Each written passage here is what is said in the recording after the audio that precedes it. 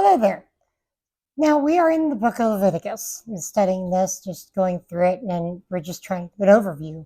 In chapters 21 and 22, very much specifically talking to the priests of Israel, talking to how they are to conduct themselves as messengers of God and holy people. And they are intercessors that stand between God and man. It's interesting because later there is an issue in 1 Samuel where one of the high priests at the time literally says, if only there was somebody who could intercede. I'm like, you are supposed to be the intercessor. At any rate, the priest was their job. Now Christians are called to be high priests. We're holy, set apart, not high priests, but we're set apart as priests of our family, as priests of our community. However, we are to help lead our family and be leaders in the community as well. So yeah, being separate, set apart, and all that kind of thing. It's important to keep that in mind. Leviticus 23, I really highly recommend you dive deep into that. Chuck Missler's got some great stuff on the Feast of Israel. There's a whole lot of other places, but just getting into the Sabbath, getting into the Passover, the Feast of Unleavened Bread, the First Fruits, the Feast of Weeks, the Feast of Trumpets, remembering to be generous to the poor and the strangers. That's kind of important too. God made sure that the children of Israel were good at taking care of the poor, the widow, the orphan, the homeless, the needy. That was always something on God's heart. The heart of God is always for the people. We need to remember that. He is the same God in the New Testament as he is the Old Testament. So many times you hear about just the God of war, which he is a God of war. He's warring against sin. He's warring against evil. He's warring against all the things that try to take his children away from him. That's how it is. We would all be like that. God, people of war, when it comes to somebody trying to take away the things that are precious and dear to us. We are precious and dear to Jesus and to the Father and to the Spirit.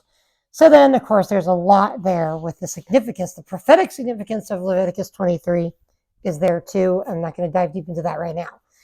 Chapter 24 is the law in action, taking care of the tabernacle. The case of the Egyptian blasphemer, that's interesting, their Egyptian blasphemy. Then 25, special Sabbaths and the Jubilee, the Sabbath year, after every 70 years. There's a certain period that God expected the people to take a year off from doing anything on the land.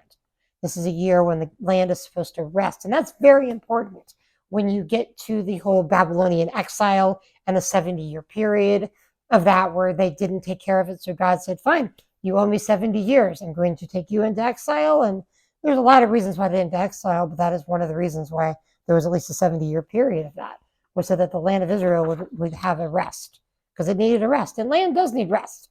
We know that. Agriculturally, farmers know that. You need to rotate your crops, you need to rotate the land, otherwise you end up with a dust bowl.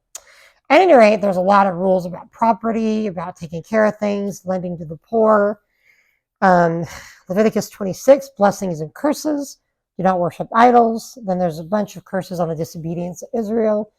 If they will be cursed with fear and weakness, poor harvest, wild beasts, pestilence, desolation, all these things that would come upon them if they didn't follow God and his commands. It's not so much as a punishment as it's a reaction to God pulling himself away. If you don't want to have anything to do with me, fine.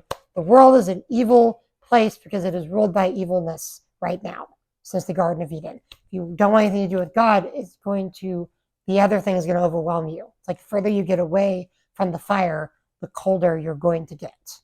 Leviticus 27, the last chapter of Leviticus, regarding things given to God, his valuation, redeeming animals, redeeming houses, redeeming land by family allotment. That's another thing with redeeming land is an extraordinarily important thing. It comes up with the whole book of Revelation too, where God is redeeming the earth at that point. So there's a whole lot to get into. Studying the book of Ruth is important there. Understanding the Levitical laws of gleaning and taking care of the poor and widow comes up in the book of Ruth as well later. Getting the numbers in the next video. Hope you enjoyed that. Thank you for sticking with me. God bless.